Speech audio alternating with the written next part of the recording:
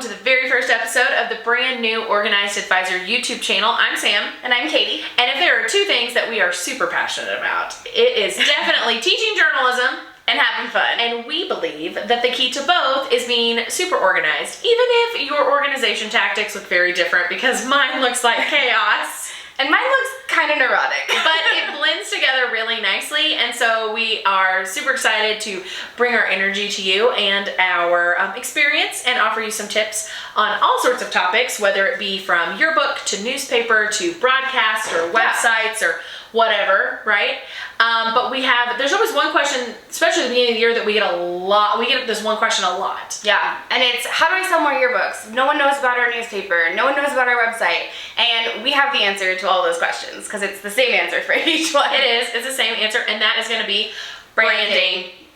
That was good. That was good. We didn't even plan that. We didn't even plan that. We didn't practice that. Really That is just how we are. That's just the energy we have going on here. But yeah, talking about the difference in branding and marketing, and specifically how branding is going to play into your high school, middle school, scholastic journalism program. Maybe even some colleges are watching this right now. Yeah. And so we are going to talk about that. So Katie, why don't we talk about what is the difference between branding and marketing? Yeah, I think that's a really good question. I think a lot of people, when they hear marketing, they think of advertising. They think of, we need to post, posters up in the school. We need to make tweets that say buy your yearbook. But it's really more than that. It's a lot more intentional, and I think also a lot more of a long game than, a poster is kind of a short-term kind of thing. They see it, they either buy or they don't. And branding and marketing is more of a long-term culture that you create at your school. Exactly. I really like that you use the word culture when it comes to branding. You showed me something earlier that was really impactful into even my understanding of the difference between branding and marketing, and that marketing is reaction, like it's a reaction, whereas branding is more proactive, so it's into building that culture. Right. And we both have experience in this, and we've seen how building and branding into our programs has not only improved the culture surrounding our high school publication programs, but how it has impacted how our communities view us, how our consumers view us, but even just how other programs around the country even view, and also how your kids at your school feel. I mean, they feel part of a culture, and then yes, it leads to more yearbook sales, but it's not just that. I mean, they feel part of something, and then it's the norm to look at the school newspaper or to look at the yearbook, buy the yearbook. They want it because they feel like a part of something bigger than just going to classes. So I think it's super cool because it's bigger than just journalism. Exactly. So. And I think that the topic of branding too is so important because it's actually not just in terms of how we're building our program, it's also a really important topic to be teaching our students, specifically students that have an interest in moving on into media professions. Yeah. A personal brand is so important. And we'll get into a lot of videos in the future that talk about the evolution of marketing and different types of marketing that you can use. And one of those marketing tactics is influencer marketing, which also relies on building a brand for yourself. So that kind of brings up that age-old question of what came first, the chicken or the egg? So in your opinion, what comes first? Is it that branding or is it that marketing? That's a really interesting way of thinking about it, because I think that everyone knows about marketing, they know advertising, but they miss out and it's not as effective because branding does come first. I think if they see a poster on the wall, it doesn't catch their attention, they don't resonate with it, they don't understand really what it's even saying. If it's like, hey, the school paper comes out, if they're a freshman, they might not even know what that is. We always got lots of questions, does it cost money? It's like they're confused about that. There's more questions brought up by advertising sometimes. But if it's branded and they already know who the media department is at the school, they already know what to expect from you because you're already providing value to them, then it's seamless. And they are like, oh, well, of course I'm going to pick up the paper. I love Bridgeland Media's department, so it's just a seamless transition versus kind of throwing like sales down their throat. No one likes to be sold to, but people buy from people that they know, like, and trust, and you build that through branding your program from day one, like from the first day of school, before you ever try and sell them a yearbook. Right. I really love what you said too about talking to them about the newspaper and about building yourself as a trusted source for them. I think that we miss out on the fact that for most of our students, this is their first autonomous choice when it comes to news and how they read the news and where they get their news. And this is the first time that they've ever had a news source that is specifically targeted at them. Right. And whenever we move with intention, like you said, and we brand with intention even with within our news departments, that we are going to provide a trusted news source for our students about topics that matter to them, about school news. We're also building our branding there because we never get a second chance to make a good first impression. Yeah, so that's true. Being super intentional with our branding matters because, like we said, especially with our freshmen, this is their first kind of opportunity to get to know some local journalism and make that choice. And I think that our journalism students, learn so much from that process. And we don't want that process just to happen to them. We want them to be owners. You want to control that image you have, like the perception that they have of who you are. Because if you don't control it, then it's non-existent. They don't know you exist. And you can't expect to be creating all this great content and then to just find it. Like, they don't know where to go, so you have to tell them and guide them.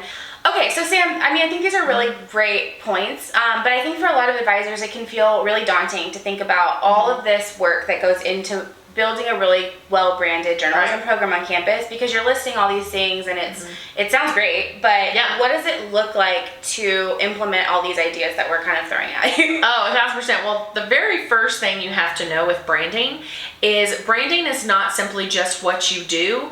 It's a lot of how you do it and when you do it and the intentions that you put in, and that it's not this linear path. It's branding is building a culture, building a reputation, meeting with people, connecting with people, and it really revolves around relationships. So whenever you consider first that the branding of your program is all about relationships within your campus and your community, then that also fixes your focus that things are going to change. Things are going to move. Everything's very organic. But I think the very first thing that you have to start with when building your brand is you have to think of the visuals. You have to say, okay, we need a visual signifier of who we are. And that's going to come in a logo. Right? For your program. Yeah, for your program, exactly. And you want it to definitely be for us, when Bridgeland High School opened, that was the very first thing I did, was start to think about a logo and to start to think about what we were going to call ourselves. I even have the very first logo that I made, and it was Bridgeland Press. And it didn't take me long to really sit down, and I met with a mentor who had opened a school before that gave me great feedback about using, not using press anymore, but using the term media, because we were really wanting to build in this convergent media staff, that we didn't want separate newspaper and yearbook students, but we really wanted them to operate. So you have one staff as Bridgeland Media, that's the yearbook, the newspaper, the online magazine, all of it as one unit. So they're all working together. Absolutely. I love that. I think that's such a great idea. And I like the idea of media versus press, because it's a little bit more updated term, and it also incorporates digital media. Exactly. Yes, we really wanted a term that was it was more of an umbrella term that could cover all of these different facets of our program. We definitely still have a newspaper class and a yearbook class, but these kids are all friends. And we think that comes from the culture that we built with that solid umbrella. And they can work on projects together. They work on everything together. We think of everything that we do in terms of what kind of content that we need. We're like, we need a story here, we need these photos. Every kid, their kids are finding their specialties, whether it's photography, writing, design, and they're helping each other, and they're friends, and they get along. So really there was some evolution there in the beginning. It started out as Bridgeland Press. It was a very horribly designed logo. I'm sure it was not good. It was not good. And so I contacted a former student who had graduated and asked him to create me some logos, and he really did way above and beyond what I ever could have imagined, and this logo is just fabulous. And it is cool. It incorporates photography because it has a camera lens, and then also your mascot. That's a great idea. It's simple, but it's so easy to signify this is Bridgeland Media. So I think that's a good first step. And we get a logo. We get so much good feedback about it. And what's great is we just started branding everything with that logo. I have stickers, and we put those stickers on literally anything that would stand still. We have magnets, all their t-shirts and rain jackets and sweatshirts have it on there. All of our social media. All of our social media channels are branded with it, because we wanted, anytime people saw that logo, they knew exactly what it was for. Right. And so that our first step was really that.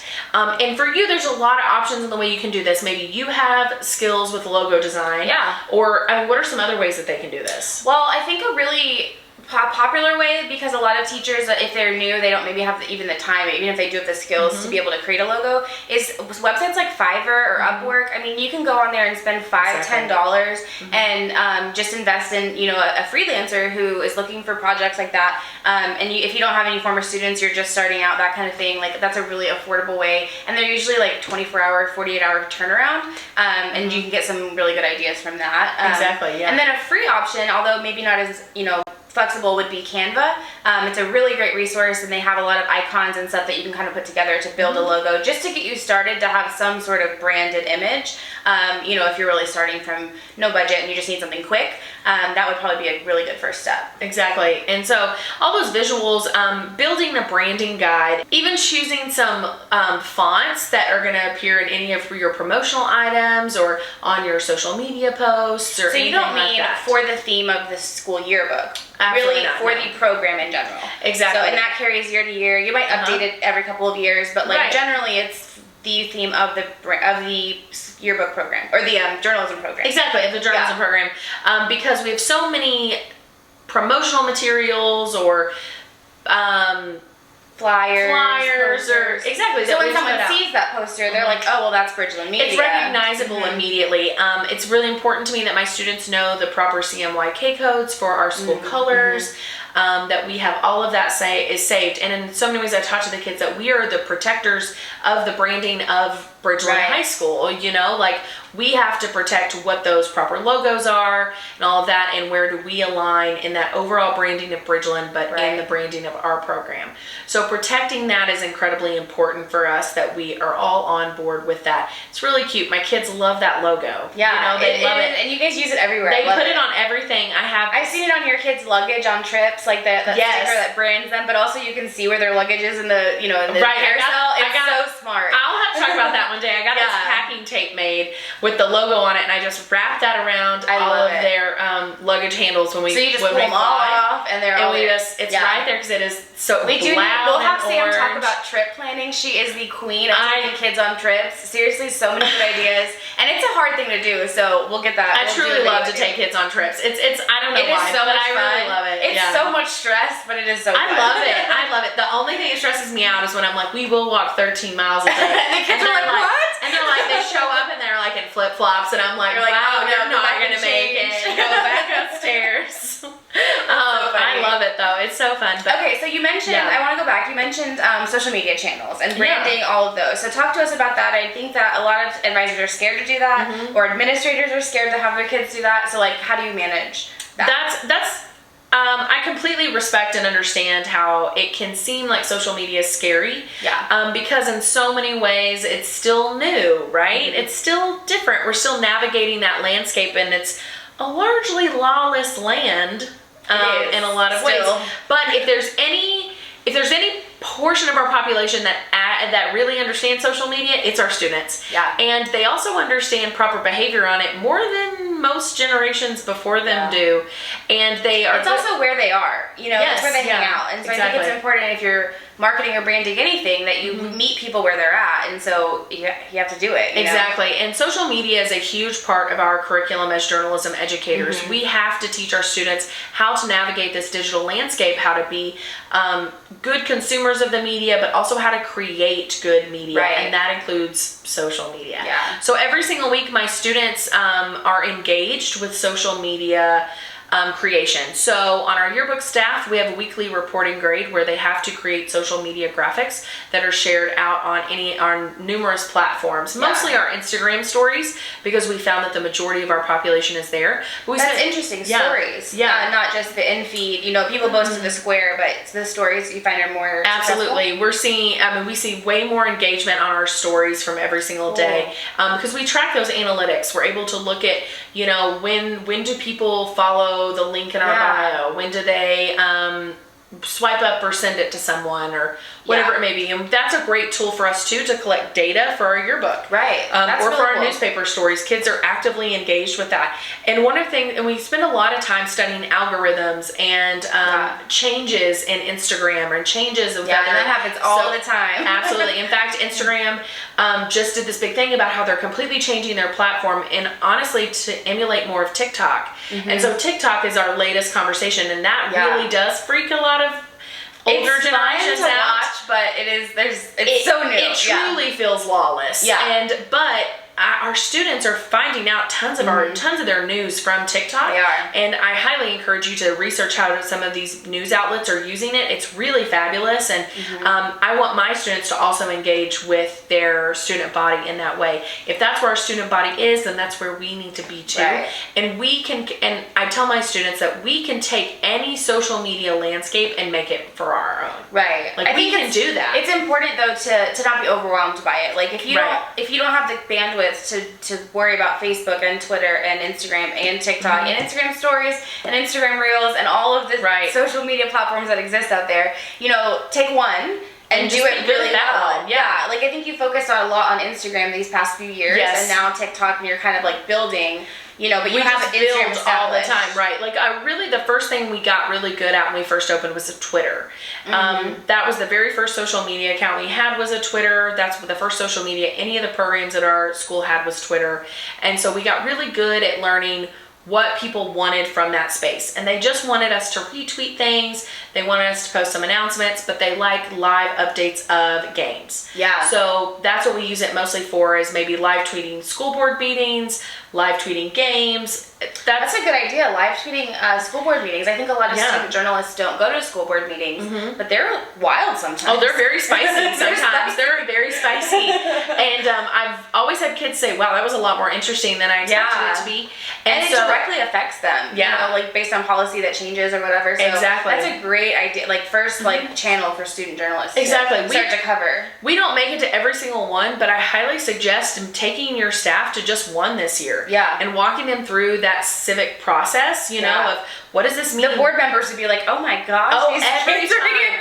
Every time we go, school board members come out and introduce themselves to my students, and then they are like, do you want to quote? Do you want to interview? And my students are like, yes, absolutely. So it's a really great chance for them to get involved with their school district, but also meet the people that are making some of the big decisions. Yeah. So I think that teaches them networking, and that teaches them how to have that entrepreneurship, and that be enterprising, and all of that. And then they're wearing like their branded shirts, and their branded that brand comes in, and that's how they notice who they are. They don't just say, "Oh, that's a journalism kid." No, like they see our logo, and so they know that that's who they are. And because we've built a good relationship with them, we have that culture. And so we learned that about Twitter, and that's when we started developing the Instagram. And now we just feel like Instagram is old hat for us. Like, we know what we're doing. You have a rhythm. We have a rhythm with it. We have an expectation. The kids know what to do. And so that's why I'm like, okay, well, how do we explore new things? But we're also always reevaluating what content goes on there, because content changes so fast. It does. Whereas, stagnant pictures on Instagram stories are always going to be good. We also have had a big conversation this year about, when we're in our marketing, are we marketing our product, or are we marketing our process? Oh, that's good. And realizing that students know a lot about our product, but they also they're less engaged, and they lose interest if they don't see us between point A and point Z. And what I mean by that is, point A is when we talk to them about buying the book or reading the paper or picking up the magazine at lunches. That's our point A. But then, so they see that and they're like, okay, I need to do that. And maybe that's. But then, 9 months later, you're silent. Exactly. You don't hear from you. You hear nothing from us, and then all of a sudden we're like, oh, come pick up your yearbook, and they're like, did I buy it? I don't even remember. Yeah. I don't know anything about this. But if we are constantly engaging people with our process, showing if Katie's on my staff and I go up and I'm like, oh my gosh, Katie, can you show me how you're editing that photo? And I take a video. Cool. People love behind the scenes. Right. Stuff. Yeah. It's building a culture. I've always said, if you are up on a Saturday working on the yearbook or the newspaper or the magazine, record something. Go outside and make a TikTok or something. Yeah. Because that really is huge for your community to know. Because they don't realize, I don't think people really realize that kids create the yearbook. Like, oh, I know for a fact. Some people do not believe that students create the yearbook. They don't. They think like, no, there's no way. They think we shop it out to some professional. Print it at Kinko's. Right, exactly. The amount of people are like, can you just go print me another one? It's like, it doesn't really work that way. I'm so sorry. So they really don't have a full grasp of what we do. And we had a long conversation about that because they started talking about, we need to share more about what we're creating.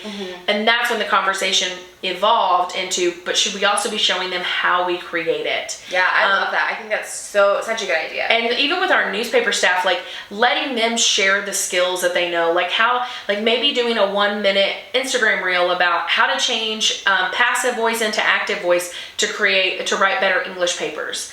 That's so useful. I mean, we're useful to them. Yeah, they're providing value. Exactly. They trust us and they want to be engaged with us. And that's all part of branding. That's that culture that we're talking about. And you give them a reason to follow you. So like if you're providing that value, like they know they're going to get reminders about bell schedule and the test dates and the the English tips and or English class tips, stuff like that, and then you throw in a reminder to buy your yearbook. It's just seamless. It makes sense that of course I want to follow and buy the yearbook. Like I want more of this, or the behind the scenes content. They buy into the process and they want to see. Well, I saw them making this. They feel like they almost had a part in it. Oh, and 1,000%. They get the yearbook at the end of the year. They're like, oh, I saw this being made. And they were that's what they were doing with that picture. It's so cool. That's so cool. And it's really important too when it comes to marketing that everybody needs to see something about that marketing in 3 times in 3 different places. Yeah. So when we are very intentional that if every time we share out information about buying your yearbook, it's the same format, the same image, whatever, that's stagnant. That's white noise on the internet. And marketing is something we're going to talk about a lot more in another video because we have a lot of really cool ideas for how you can be marketing your book. But building that brand is going to be huge. That's the first step. You can't get to marketing if you don't have a brand first. Exactly. And you want to put that brand on everything. Make sure it's on their t-shirts. Make sure there's a sticker for their Hydro Flask or for their laptop. And also teachers. I mean, you can get like those little stadium cups printed with the logo on there. Give it to teachers. Mouse pads, like highly visible things that are just plastered all over the school. Right. That aren't very expensive. Not at all. But just get your image and your brand out there, I think is like the key. And just building a culture.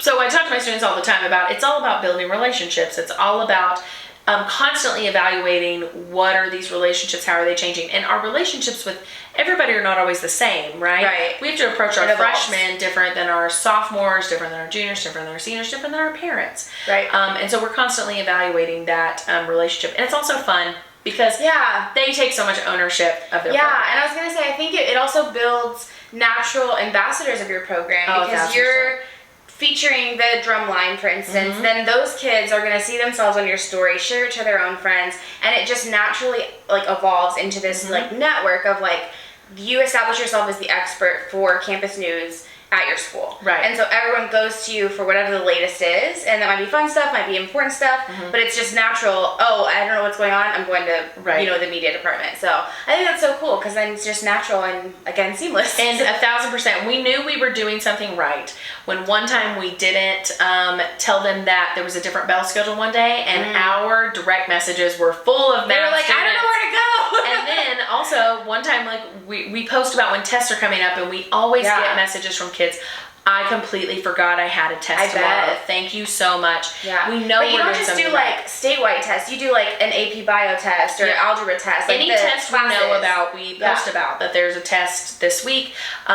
They've even they have the idea now that they want to do shout outs for faculty and staff's birthdays. Oh, that's cute. So that students can surprise their teachers with, a Starbucks or whatever. Be like, hey, it's so-and-so's birthday tomorrow. Oh, they do this surprise. They're like, how did you know? We really look at our social media presence through the lens of how are we covering clubs, how are we covering academics, sports, student life. Everything. All of that. All of it matters. And there's so much content that happens on the school every single day. It's buzzing. It's a little city. And you can't put all of it in the yearbook, and you can't put all of it in the newspaper or the broadcast. Even if you covered everything like perfectly equitably, there's so much that you can't fit in there. And so it's a perfect outlet for all of that. 1,000%, because you have to view your social media as the living, breathing daily publications. Yeah. That's really what it is. These are our daily newspapers. Yeah, that's a really good way of putting it. They are. And these are the extensions of our publications that can't cover everything. But our students may see themselves on our Instagram or on our Twitter or anything like that. And that matters to them because it is the same for them as being covered in the yearbook or the newspaper. Yeah. Because we are giving them attention and we are noticing them. And so definitely whenever you're starting those social media accounts, it's so important to have students that are responsible, right? but also really good at social media. Really, it naturally, like they love social media themselves. You know, Yeah, like, 1,000%. Not every kid does. They might be annoyed by it, or that kind of thing. And you'll find those kids that are really good at it and they're really passionate about it, and letting them run with it, letting them have ideas and discuss with each other and innovate. Yeah, and try stuff. I mean, not everything might be successful, but giving them the platform to be able to try a trend or a post, and then look at the analytics and learn from what happens. And then make changes. Right, we look at everything we post and we look at, did the analytics change here? Did we see an increase in anything? Oh, or wow, did something flop? Right, did this really work? Do we need to continue doing this? And you can even, like on Twitter, look at what time of day is more popular for your posts. All of that, and those are great skills for our students to take into media professions, media internships, whatever they may be. I get the question a lot from people of, aren't you afraid though of a student making a mistake? Well, man, if I was afraid of a student making a mistake, I would be miserable at my job. Oh yeah, it's a student publication. They make a lot of mistakes. It's gonna have mistakes in it. It's gonna have mistakes, and the social media is no different. But setting those expectations and guidelines very early of proper behavior is important.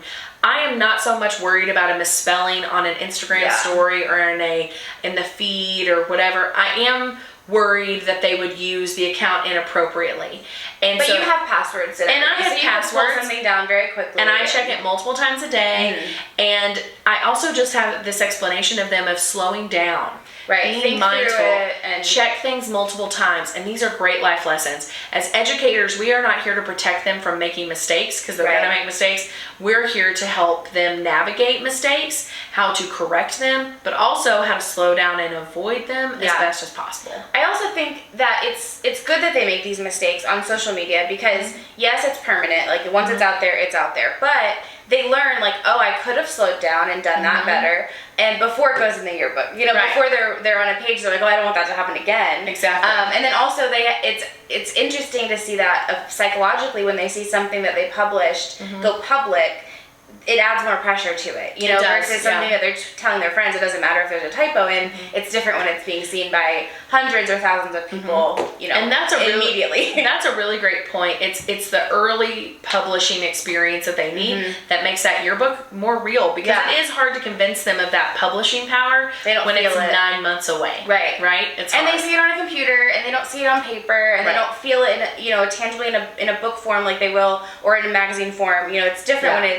it's digital, but when it's shared out to thousands and then you misspelled the easiest word ever, you're like, oh, crap, and then next time you don't do that. So I think that's such a good lesson. I mean, for us too, I send an email and then 1 second later I'm like, dang it, I misspelled at. We're not perfect at all. Yeah. We make mistakes all the time, and I really want my students to understand that mistakes are not the enemy. Right. It's not learning from them that is the enemy. Yeah. If you just get lost in your quote unquote failure, that you never try to do things better or try to correct your mistakes the next time and you're not self-aware, that's truly the only mistake. Right. Everything else is just life. Yeah. It's just natural. It's just and you can also human. coach kids through that if they are having a hard time with having a failure and I say failure in air quotes because it's not, but they see it that way because you'd rather them do that on social media where it's small potatoes versus the yearbook when it's a bigger deal, even though it's not a huge deal. Like you'd rather coach them through that earlier and help them, developmentally, maturely handle that. So. Yes, 1,000%. Yeah. Well, cool. Well, thank you so much. I'm thank so you. excited. Our next topic we're going to cover is marketing, and so we're going to talk very specifically some tangible ideas that you guys can do to market your yearbook, your newspaper, your online magazine, your journalism program in general.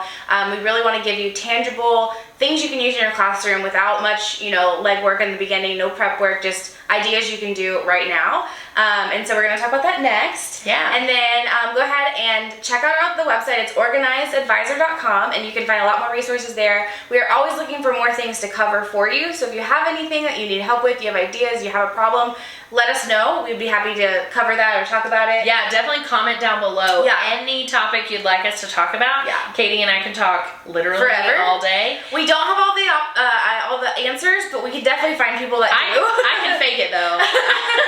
We will figure out some advice to tell you. Sometimes I just say things very confidently, And it's like the right people are like, answer. wow, she knows. And it's like, no, I don't know. I really don't. If Sam doesn't know, I will find you someone. Yeah, she'll at least go like, check. I'll just over here be like, well, I think. No. Yeah. We are very passionate about helping advisors navigate this world. Yeah. We know that you're alone on your campus a lot of times. You might have, other people that teach single topics as well, but there's typically one journalism advisor on campus. So there's no one else that understands exactly the same challenges that you do every day. And so we're here to kind of be your team with you and help you do that, as well as give you the resources to do so and make it fun and make it an enjoyable job, because it honestly can be so much fun.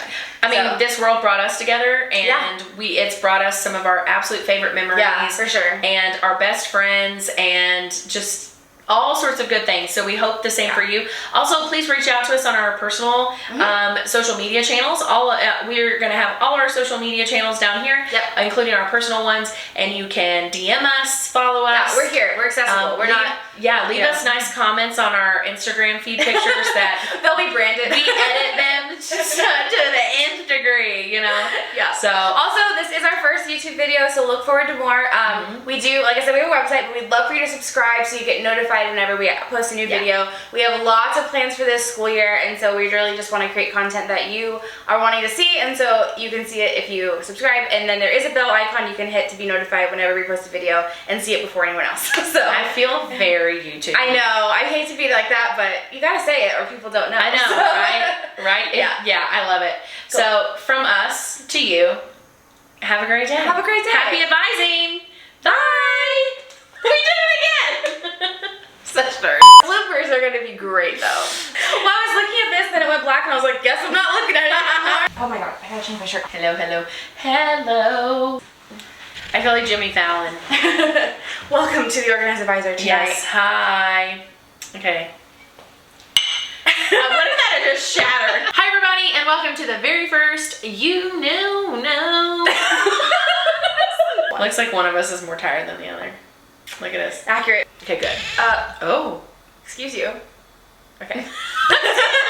Excuse you. Excuse you. I hope it's in focus. I think I look better fuzzy. We'll get better at this. That's gonna be put in there. We're gonna get better at this. We will, we promise. No, your makeup looks so good, that's why I got self-conscious. Why did I say I don't need to say I definitely just looked at the computer, and I said Samantha. We're famous, Mom. Mom. Tammy. Her Tammy. Marie. It's so funny that we know that. We know each other's mom's names. Never met her, but I know her name. I don't know your mom at all, but I know her name. Her name is Marie. And so is my middle name. This one's for our mamas. My middle name is not Tammy. Bye. Bye. What's your middle name? Joe. Oh yeah, Tammy Joe. How do you not know that? How do you not know?